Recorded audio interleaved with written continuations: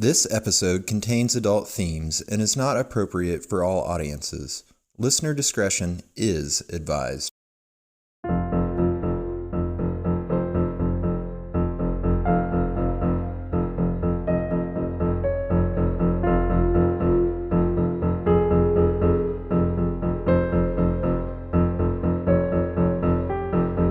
Hello, the world. This is They Will Kill, a true crime podcast. I am Courtney Eck. And I'm Sadie Eck. And I think we used to say, and we're sisters, and we're here to talk to you about murder. Did we say that? I think so. I was thinking about it last night. Our new listeners will be like, what's this relationship? It's so confusing. I don't understand why they have the same voice. It's because so funny. We're related by blood. We came from the same womb. Maybe we said it in our very first episode, but no, we said it for amnesia. like 25. No, but it just popped into my head last night. I think we used to say, and we're sisters. Can anyone confirm that? Because I sure as shit am not listening to an early episode. No way. No way. I'll light our podcast on fire. Ugh, somebody recently said that they went back and were listening to old ones. So that person can maybe reach out and say, yes, you did say that, or no, Courtney. Commit yourself to a mental institution immediately because you're insane. You never said that. Yeah, I'm not convinced that we ever really said it. Maybe in our promo or something. Well, it's not about us. It's about victims of murder crimes. Yes, unfortunately it is. So you want to tell us about one of those today? Sure do. Right now? Yep. Take it away. This is the stalking and murder of Ellen Weik. I don't like when people get stalked or murdered. None of them. Nope. In the summer of 2018, 23-year-old Ellen, who went by Ellie Weik, was scared. For nearly 8 months, she had been receiving strange text messages and Snapchats from someone. The messages were becoming increasingly personal and bizarre, and when she received a video message of herself sitting at her own kitchen table, she was terrified. No, a million billion percent no. When she turned up missing a few weeks later, it was Ellie's friends and family who became scared. Oh my God. Ellie Weik was born on May 17th, 1995 in Minneapolis, Minnesota, to her parents Tamara and David, and grew up with her sister Laura. The family would eventually move from Minnesota to Westchester, Ohio. Ellie was known to live life to the fullest and had, quote, the natural ability to express herself with clothing that could speak a million words while she simply smiled. From turning crystals into jewelry and creating macrame masterpieces out of a simple cord, Ellie saw the beauty in everything. She loved music of all kinds. She loved to be in nature. She was known for her tree climbing and could be found in a hammock on most nice days. She enjoyed drum circles and hand dancing and was, quote, the sweetest person you could ever meet, extremely kind and uplifting. Buddy. After high school, Ellie went to cosmetology school and was working as a hairdresser in the time leading up to her disappearance. She was loved by all who knew her and had a large group of friends, including a large number of cousins. Starting in February 2018, Ellie started receiving messages from someone named Nate and another person who went by Mikkel. It's unclear to me if Ellie knew these messages were coming from one person who was using multiple accounts, but they were. But a lot of the details were sort of fuzzy. You know how it can be. Yes, I do. At first, the messages seemed rather harmless, but they quickly started causing Ellie to feel uncomfortable. They would message her constantly and ask her strange questions, like her thoughts on 9/11. Oh, no. Yeah. When she started receiving pictures of herself inside her own home, Ellie knew she needed help. In one video, Ellie can be seen standing in her underwear at the kitchen table working on a scrapbook. It's clear from the angle whoever was filming was standing on her back patio. Oh, that makes me want to vomit. No. She first called police in April, hoping they would do something to help her. Officer James Thomas took the initial report and filed it as a telecommunications harassment. Despite Ellie giving the officers copies of the text messages and emails she was receiving and copies of the videos and pictures she had received, they were never added to her report. I don't want to totally hijack this. We can talk about it more at the end. But the fact that police aren't putting more resources toward digital crimes is very surprising. I think that the rate of digital crimes versus like physical crimes at this point in history is probably exponentially higher, I would guess. Yes. Well, and it's like the stalker in this case is giving them everything they need to prevent this crime, and they just don't do it. Right. It's like she has ample evidence that somebody is this is going to escalate. It is escalating. And they're like, well, we can't do anything because he hasn't done anything. He is doing things. He is definitely doing things. If you found a man standing on a woman's deck looking into her house, he would go to jail. Right. Because it's a crime. Yes, he's trespassing and violating her space, and yes. Right. Like, we have the resources at this point to triangulate these things. Like, put some money toward that. Maybe care a little bit less about marijuana and more about digital stalking and harassment. Hey, but guess what? Police don't care about women. No, they care about just people of want color. to put black people in jail for no Nothing. reason. Yes. Cool. Yep. According to Ellie's mom and some of her friends, she was told to keep her doors and windows locked, not to go out after dark, and to enroll in a self-defense class. Oh, cool. So they were like, hey, why don't you just take a time travel back to fucking 1950s and do those things? Dress in modest clothing and don't look men in the eye. Can an aunt chaperone you everywhere you go and sit in the same room with you while you do your needlepoint? That ought to cure it right up.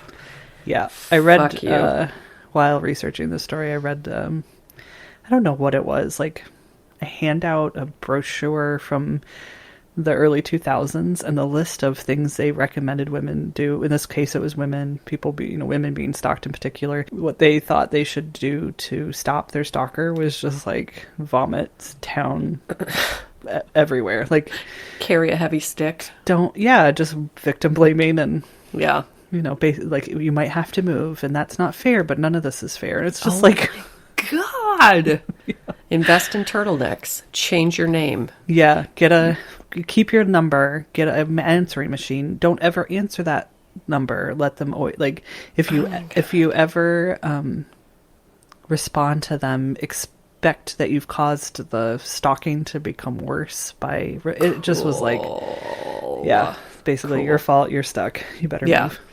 Yeah, not. Maybe we should find somebody who, like any 14-year-old on the planet who can triangulate somebody's IP address. Location, right. Yes. My nephew could probably do it. But now instead of that, 6-year-old could probably do it at this point. That's what I'm saying. Yes.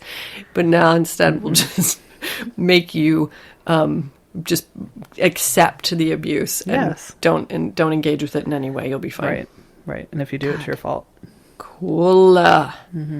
The officer did send a patrol car out on 2 separate occasions to drive by her home, but they only spent a total of 10 minutes searching the area. So 5 minutes apiece. Good job. When she called again in May to report more threats and harassing messages, her report was not updated, and she was never asked to file a stalking civil protection order, which would have offered her a little bit more help and would have caused the police to take her case more seriously if the stalking continued. Cool. Good advice. Good job. In one message, Nate wrote, quote, "What's this I'm hearing about some creep following you?" "Who is this?" Ellie wrote back. Nate responds, "Who you think?" "LOL, no one is this creepy to me, so I don't know," she responds back, and then later writes, "Leave me alone." Ellie called back a week later to tell Officer Thomas she believed she knew who was stalking her. An old boyfriend, 29-year-old Michael Strauss. Ellie and Michael had dated briefly when she was just 17 years old, but they hadn't talked much in the years following. When Michael started harassing her on Facebook, she put 2 and 2 together and would eventually end up blocking him on 2 of his Facebook accounts. Yeah, and there you go. As the months passed, the stalking escalated. Friends said she was harassed by her stalker nonstop, 24/7. When she stopped talking about it, those closest to her knew it was getting really bad and that she must be scared. One video she received was 3 minutes and 30 seconds long and showed Ellie walking around her kitchen. It was clear the person filming her was masturbating while watching her. Still, the police would do nothing. Just before she disappeared, Ellie started texting friends, telling them she knew who her stalker was, and if anything happened to her, it was her, quote, ex-boyfriend with dreadlocks, Michael Strauss. God. She also started asking friends to come stay with her overnight. She did not want to be left alone. It's possible she knew what was coming her way. Yeah, anybody would know. That's the thing that's so crazy. It's like a woman is receiving photos of her own self in her house. Who on this planet would not be like, yep, this is a serious fucking problem? Like, Yep. this is not cute. It's not a joke. Like, I'm 100% sure that that's not like a funny prank that people pull that the police see all the time. No. You know? No. The other day I was sitting in my living room and I look out my window and there's a red car blocking my driveway and a man sitting inside, and I was just immediately like, oh, fuck, what's happening? Like, oh, here we go. Something terrible is going to happen. And then I realized my garbage can had blown over in the road and he had just had to sit there and wait for traffic to pass so he could go, like... But I immediately jumped to, like, course you did. out here I'm going to be murdered. And if somebody was actually stalking me, I know. Like, Yep. On July 29th, 2018, Ellie's good friend Isaiah came over to hang out. They spent time in Ellie's backyard where they smoked and lounged in her hammock. Isaiah claimed Ellie told him about her stalker and said she hadn't been outside after dark in some time. She then asked him to spend the night. He said the request surprised him because he'd never slept over before. Unfortunately, he declined her invitation because of a bad toothache he had.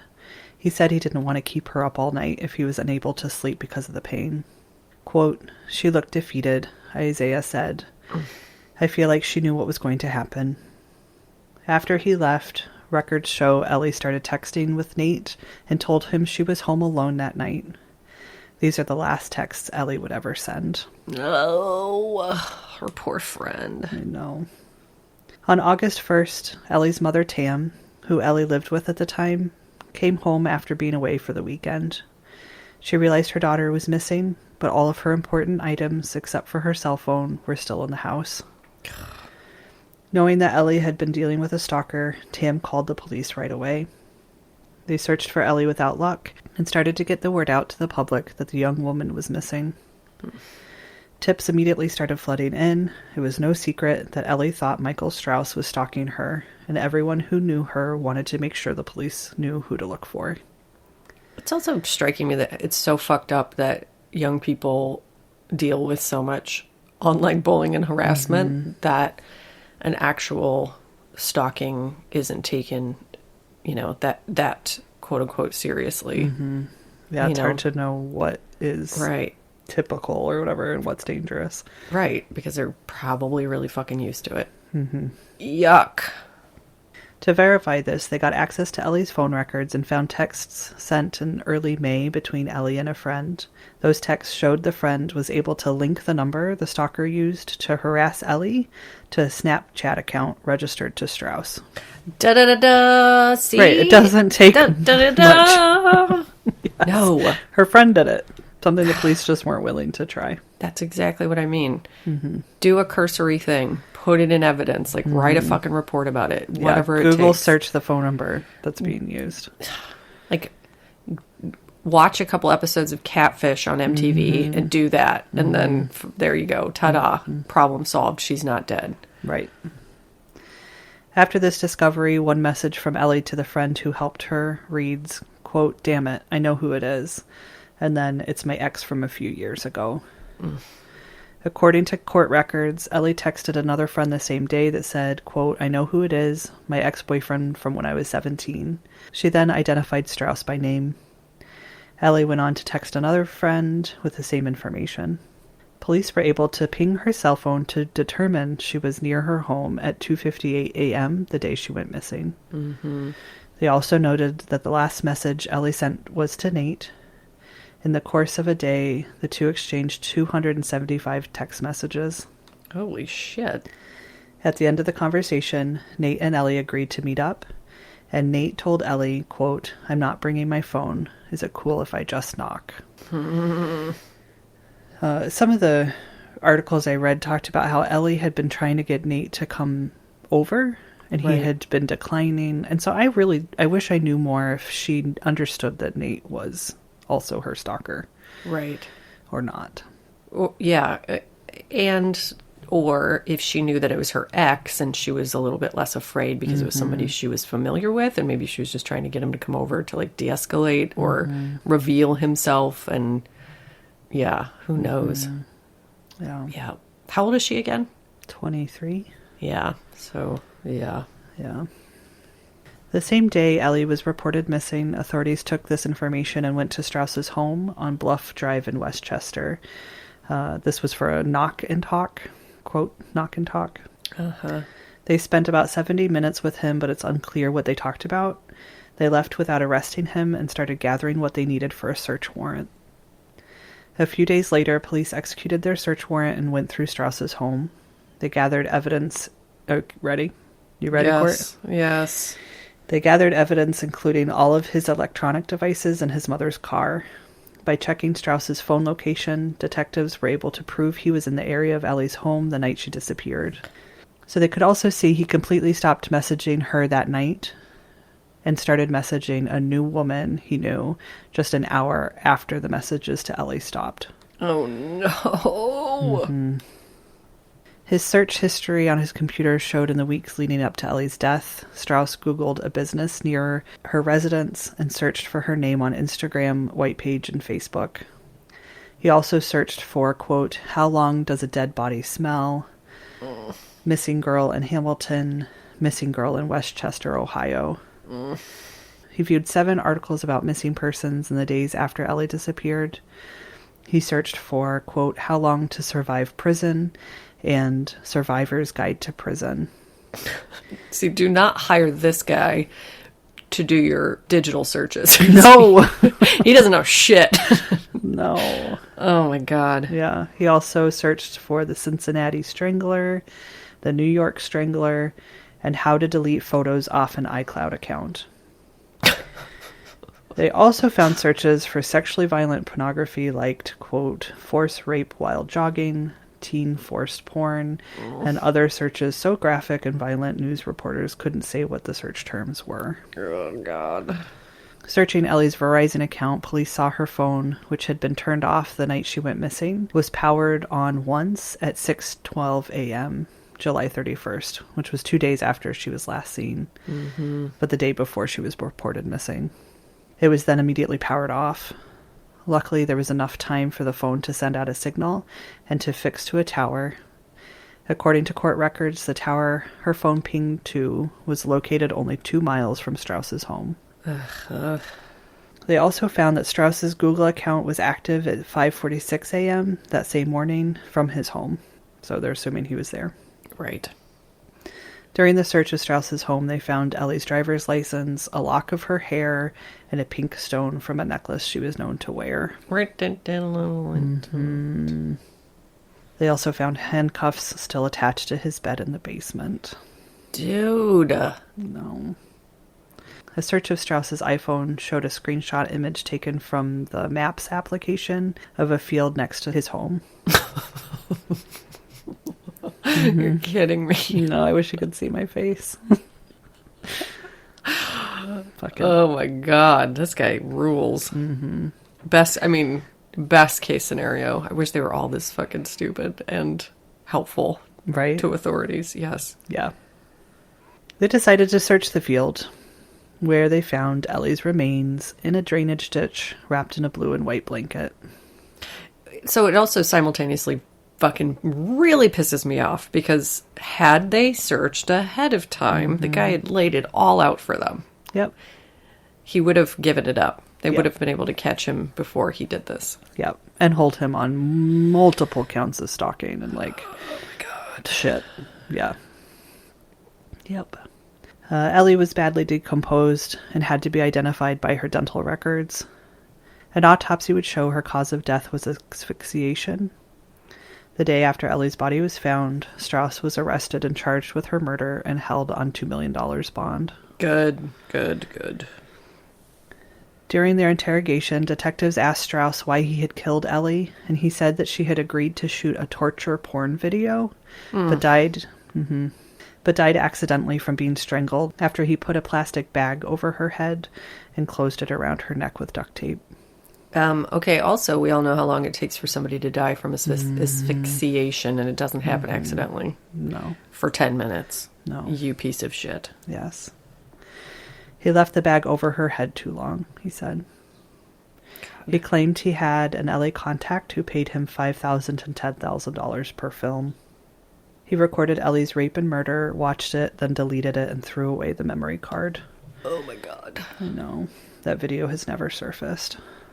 Michael Strauss had a lengthy criminal record spanning a decade before his arrest for Ellie's murder. His charges include identity theft, fraud, burglary, possession of marijuana, and a public indecency charge from June 2015 that led to a mental health evaluation and a court-mandated follow-up treatment for 1 year. Mm-hmm. Despite all these charges, he only ever spent 1 day in jail before his arrest for murder. Of course he did. Because he's white. Yep. Yeah. Authorities started looking into other unsolved cases similar to Ellie's to see if he could be responsible. They found one case of a woman in Mason, Ohio, who was attacked from behind while jogging in January of 2018. She said the man was wearing a black hoodie and face mask and grabbed her by the face and neck and pulled her into the woods. She managed to fight her attacker off and get away. During their search of his computer, authorities found that Strauss repeatedly searched for information on the Mason attack on his computer.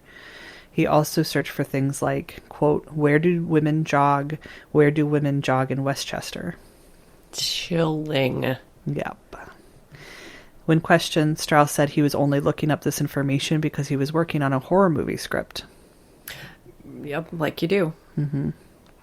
They also recovered video from his Google account showing a man believed to be Strauss stalking female joggers and videotaping other women and girls all around Westchester and the surrounding communities.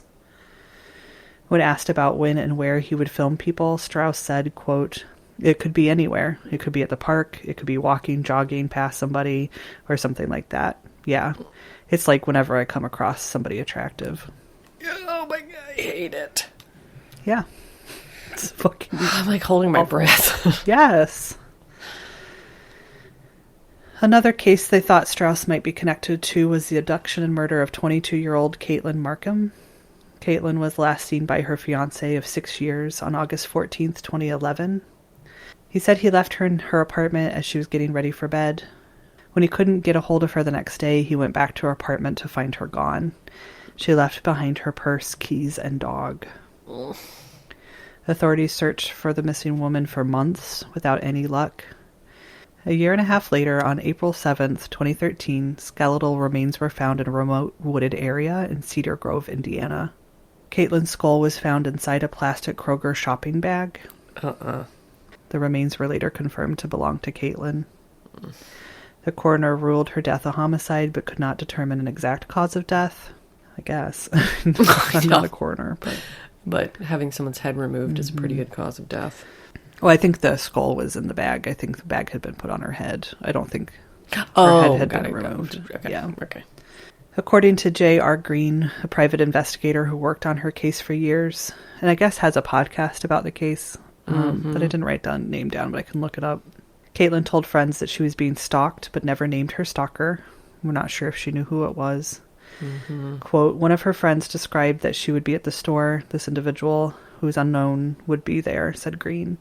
She would be home and decide to go on a walk with her dog. All of a sudden, he shows up. Ugh.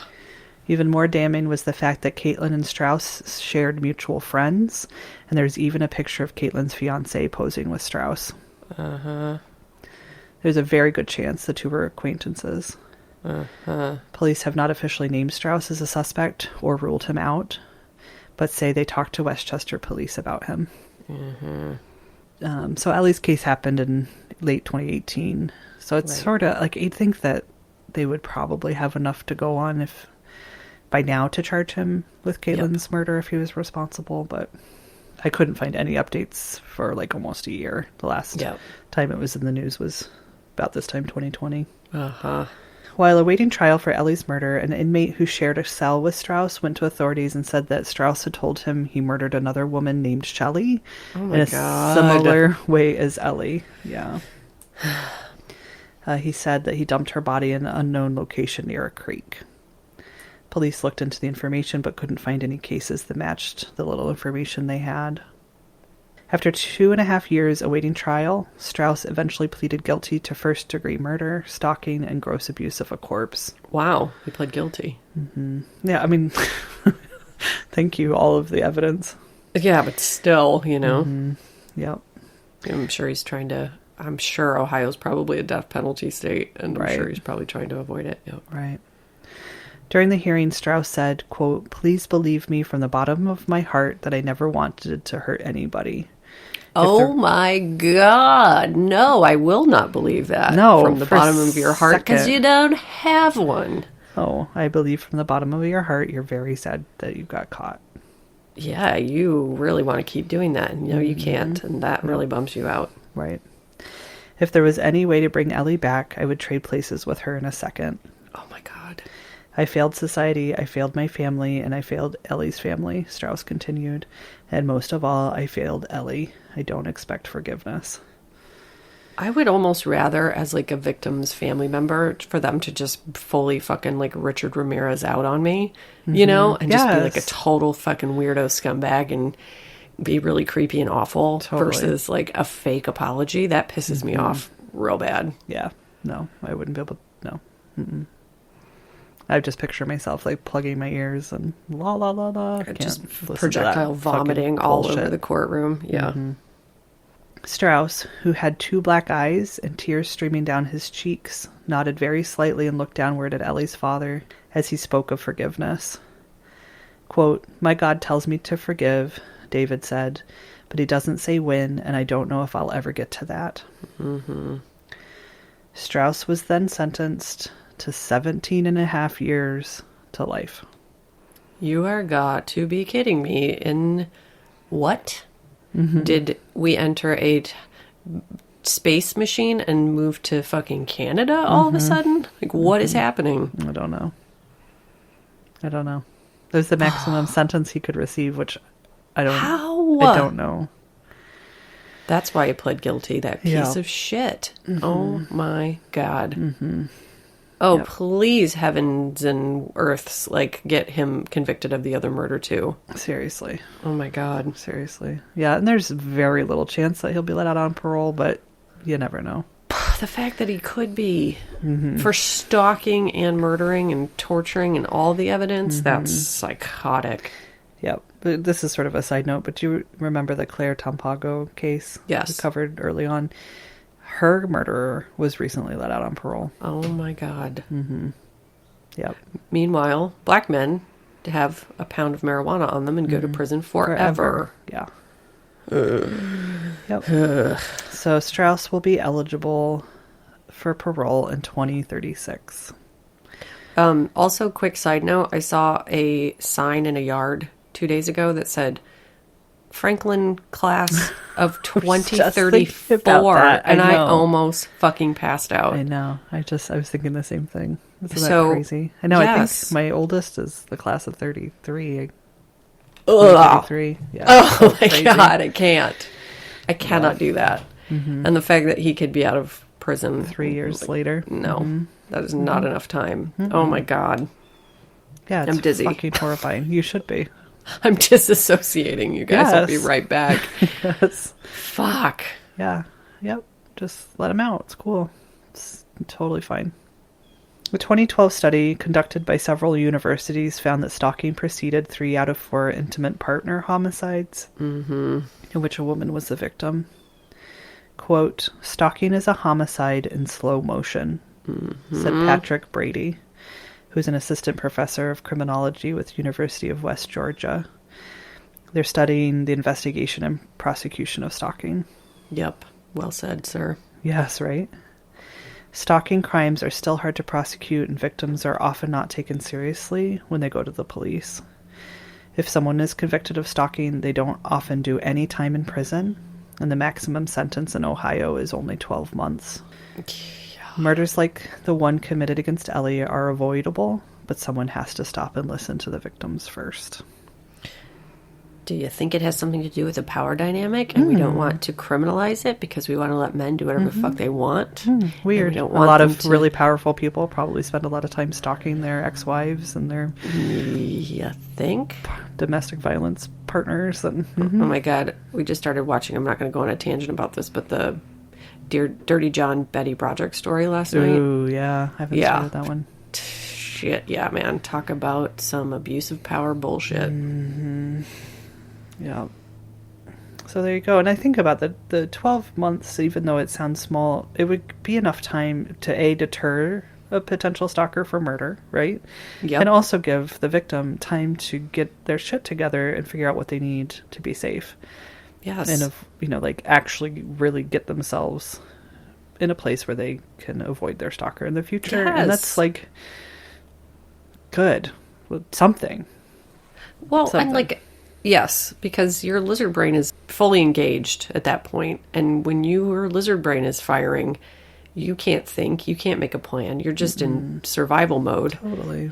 So add to that the incompetence of the people who are supposed to protect you, and that makes you feel further crazy, and it becomes this like insane gaslighting, and then you have nowhere to go, and like what do you know, oh God, it just makes me so sick.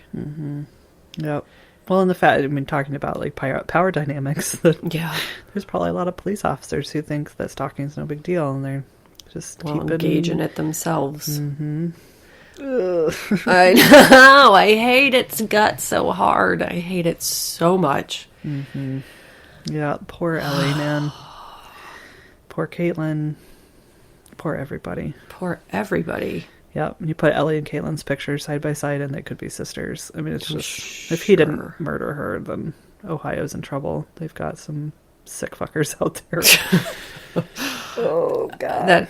It's unfathomable. This week, I watched the QAnon documentary on HBO, which is all these things. Everything's just right now in my life is about the internet and the terrible power of the internet. And this, of course, reminds me of that, because it's like sick people have so many more resources now, exponentially more resources now.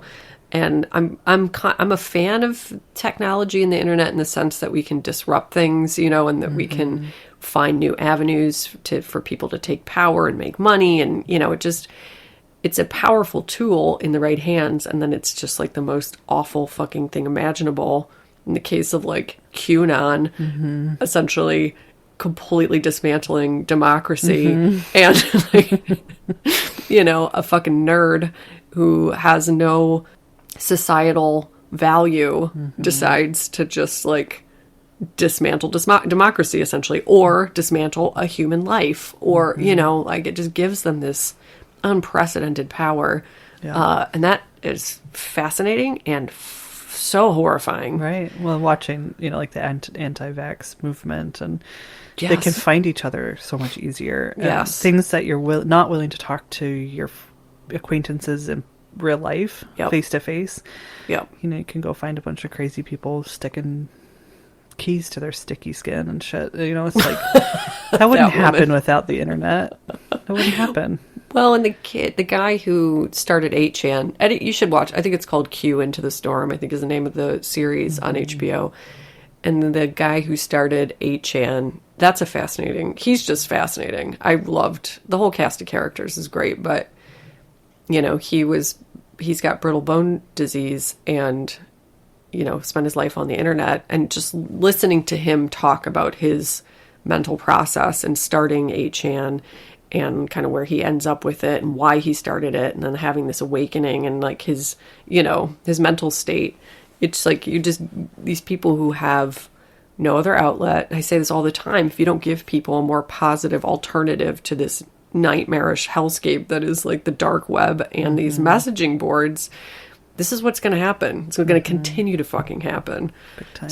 Ugh, man. And the Bo Burnham special is another one that's just about like the dark powers of the internet, and I recommend both very highly. Do it. And then follow up with the Betty Broderick Dirty John. You just want to be really bummed out, but also simultaneously like super fascinated and learn a whole fucking lot about yourself and the way in the state of the world right now. Those are some good ones. And then watch The Handmaid's Tale. And then you'll never sleep again. Finish it off with some Patreon episodes of They Will Kill, and then watch Extreme Sisters or whatever on TLC. 90 Day Fiance. Who's a 90 Day Fiance lover out there? Where are my people at? Everyone, literally everyone, except Sadie. Sadie's not a 90 Day Fiance person. I just can't. I don't have time, unfortunately. It's a big franchise, man. It is a lot to keep up with. Every once in a while, I go to start one because I know that you and Sarah love it so much that I'm just like, I don't know. It's too much. Too much to go. Like, do I start at the beginning? Which season? I don't know. Well, the episodes are 2 hours long. Yeah, too. that so it's also is a problem. Yeah, which I love, man. That is my Sunday night. Snuggle in, turn on the fiances. And I have a husband that under no circumstance would want to watch that shit. And so the 1 hour a week of TV time that I maybe get by myself is not going to go to that. Sorry. No, I don't blame you. Not for 1 second. I mean, even like the QAnon shit, like that's not a relaxing watch. It's very entertaining. I like this new style of documentary that's real like snappy and edited quickly enough that you get a gist of what's going on, but they don't, it's not like a Ken Burns where you're taking a deep dive into fucking, cyber technology or whatever. Mm-hmm. Like somebody like me can watch it and understand it. Chipmunk, what are you screaming at? Yeah, it's a tiny chipmunk. He's been sitting out there watching me, and now he's having a fucking meltdown. You're very cute. I think the chipmunk's trying to tell us. He's like, listen, I have all the answers. Son of a bitch. They don't understand chipmunk. I'm really QAnon. It's all me. I am Q. Here's what you do. This is how we shift the power dynamic and crush the patriarchy. Okay, thanks, chipmunk. And that does not mean that men are bad. That just means that the system is set up for some people to take power and other people to... Yep, I get it. Okay, chipmunk, we know. You're preaching to the choir. Oh, you guys. Do you have any names? Oh, God, do I? Jeez Louise.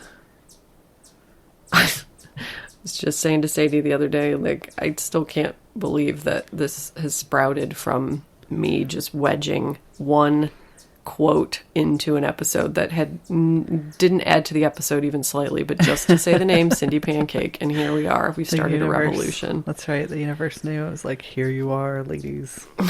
The best revolution ever. The tiny revolution that is just sharing amazing names. All right.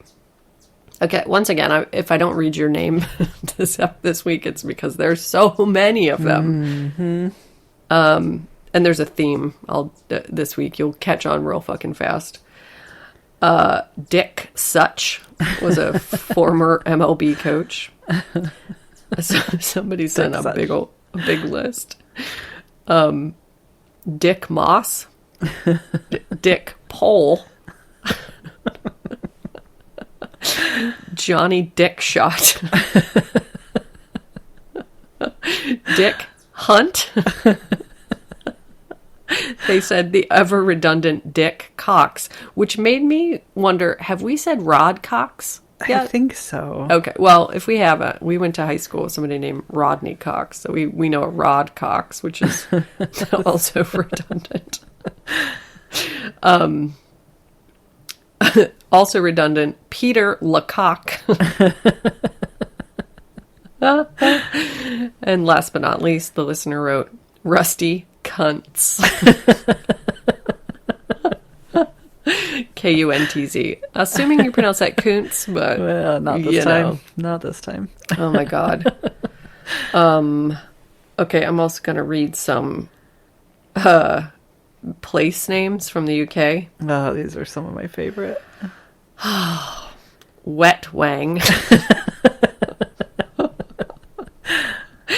Cockermouth. Muggleswick. Yes. Cutie. Giggleswick. I wonder if are those next to each other? Like, are they sister towns?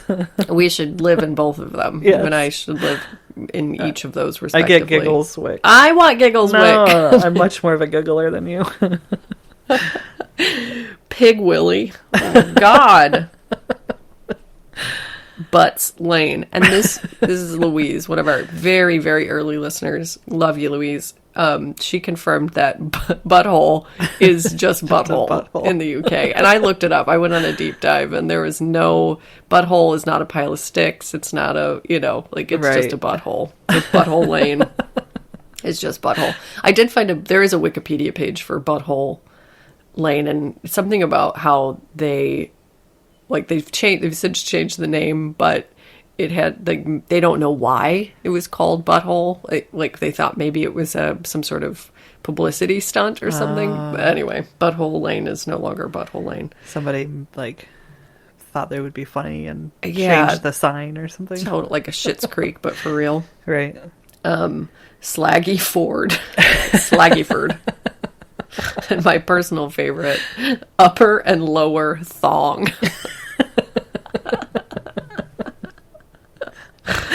I'm glad they covered the full range of thong. God. Oh my God. So good. Lord help me. So we'll get back. We'll get to the rest of them next week. But thank you guys endlessly. Thank you. Thank you. And to all of the residents of Upper and Lower Thong, I hope you're having a nice day. Yep. Yes. Welcome. I look forward to the day that we check our statistics and it's just like Giggles, Wick, and fucking Upper and Lower Thong are number 1, 2, and 3. We will know we have arrived officially. Anything we want to talk about before I talk about patrons? I don't think so. Just please be kind to each other and don't be shitty and fucking protect women and people of color and gay people and trans people of color and non-binary people and all the people need your fucking love, kindness, support. Fight for them. Advocate for them. Don't be a dickhole.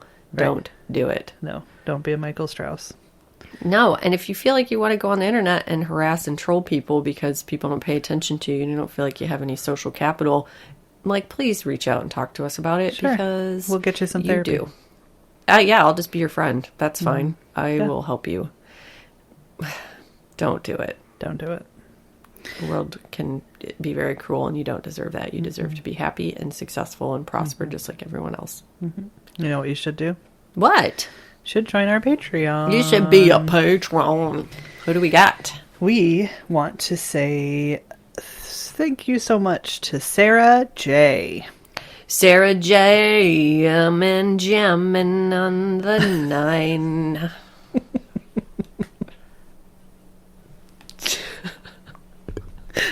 Yes.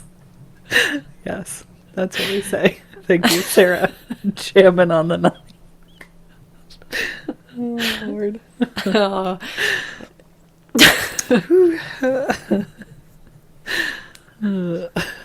Oh no. Derailed. I just derailed my own self. I was vaguely, I love you, man. That felt very much. Oh, shit. See you guys on another time. Jamming on the 9. Thank you so much to Shayar K. And just a quick pre-note about this one, Sadie, and I just listened to 1,150 pronunciations of that name on the internet, so forgiveness if that's not how you pronounce that beautiful fucking name, and we will very happily issue a correction if it's incorrect, but Shire K?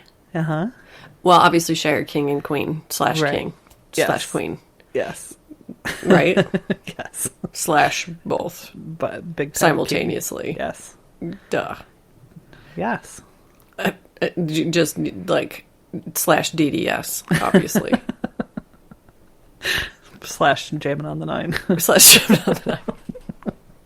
That's their SIG file. Yeah. And their emails. King / Queen / both / DDS / jamming on the 9. Back .edu. Don't steal it from us. We've already No. got it. Whatever it's called. Domain. Copyright. Trademark. All of them. And all those things are on the end of it, too.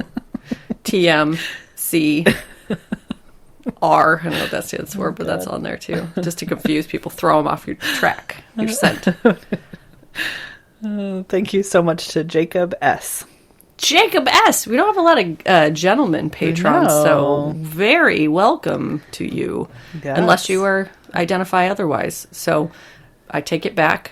You identify however you would like to identify. And you're welcome here. Very welcome here. And that's fucking great that you're here, and we really appreciate you. Yep. I love it. What's the last initial? S? S. Stands for stand back and let me be who I am and want to be. Don't try to put me in a box. Don't try to pigeonhole me as one thing or another. I am all things simultaneously, and it's ever changing, ever shifting. Respect it, love it, admire it, and I do. Mm-hmm. For all of you. Thank you so much to Elizabeth B. Elizabeth B. B. FFs with us. Obvi. Obviously. BFFs. Obviously BFFs. Oh, man. Last but not least, huge thank you to our $20 tier patron. Fuck yeah! I know. My eyes are like cartoon style. I saw that came in last night and I was like, holy shit. Yeah. Lindsay C. Very generous. So generous. Lindsay needs a sonnet. Okay, here we go. 'Twas a day, a Tuesday in June, when I met Lindsay C. And very, very soon she will be in the best of graces with me. Lindsay C. And here she shall be. Jamming on the 9. And jamming on the 9. And the sun is upon her. The deers and the lutes. And the sun is upon her still. We should let poor Lindsay C. get on with her day. You don't like my sonnets? No, it's perfect. It's Lay out a blanket, make a picnic for Lindsay C. Yeah, well, the whole Ren fair. Yeah, turkey leg in there. Mm-hmm. Weave her a flower crown. Done. All for you. Mm-hmm. Thanks, you guys. Brush her hair, put her on a boat, rowboat. With ducks all around her. Swans. Well, no, swans try to kill people. Nix the swans. Article or some TikTok video, I don't know, about the movie The Notebook. The scene where they're in the boat full of ducks. Uh-huh. They had to hand raise those ducks from ducklings to get them to stay in the pond. So they had to, yes, because otherwise wild ducks or ducks that weren't familiar with that pond wouldn't stay for the filming. So they had to get like 200 ducklings and hand raise them so they would stay on. This is why production is the most tedious. If you think you want to get into making movies or commercials, you better be a patient person, which I am not. And so I've been doing this for 15 years almost, and I'm constantly like, you got to be fucking kidding me. That's what we have to do to make this work? I know. Imagine being the person who has to do, like, okay, so the director wants you to go get eggs. Yeah. And hatch them. Yeah. And then keep the ducks on the pond. And it'll probably take like a year, so we got to push production back now. Yep. For the 1 3-second scene. Yes. Of them rowing through the pond with ducks all around. And directors won't. They're like, no, I need the ducks. They're like, can we just not have No, I need it. They will, and they do, and they will. Yeah. What about CG ducks? Nope. Not good enough. You're our CG ducks. You're our real ducks. We raise you guys from baby birth and keep you in our pond. We love you and then get rid of you when we're done shooting. Just kidding. We don't ducks do that. We're harmed in this recording of this podcast. We love you. Oh, wait. We have... Yeah. Oh, yeah. We have to stay. We're not out yet. Stop the outro music. Stop the outro music. I know. Whew.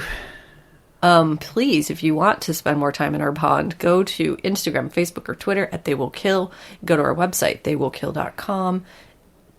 Email us at theywillkillpodcast@gmail.com. Rate, review, subscribe, please. Yes, please. I dare you to do it. Dare I dare you to I'll give go you over there. $2 if you do it. Yeah, I will. Literally Seriously. $2. Yep. Send me a screenshot. I will give you $2. Yeah. AJ Bergantz. Hey. Thanks for Hey, the AJ. music. You don't listen to this, I don't think, because you're not a psychopath that loves to listen Yeah. to murder shows. You're a father of twins.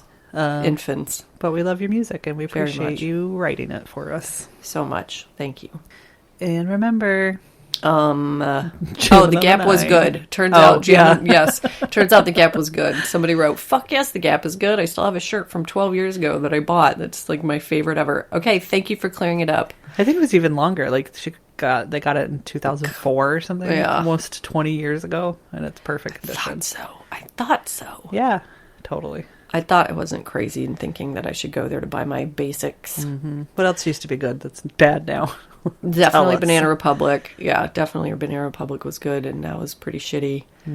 Pier 1 Imports used to be amazing, and now it's like, what's the point? That place is crazy. There's like 11 candles in there, and they're super fucking expensive. Yeah, and like balls of things, like balls of sticks and balls of Yeah. metal. You know what I mean? Yeah. Like decorative balls. Definitely balls of sticks and balls of metal. Also, Mod Cloth used to be awesome. Now garbage. I'm sure they're owned by like Urban Outfitters or whatever. Yeah. That's it. Yeah, everything else is still awesome and high quality. Nothing Mostly shitty. you guys. Mostly you guys. They used to be good and are now shitty. No, they're good now. Rude. And always good. They are. I agree. Yes. We love you. We love you. We'll see you next time, you hot stuffs. For listening. Jamming on the 9. Goodbye. Goodbye.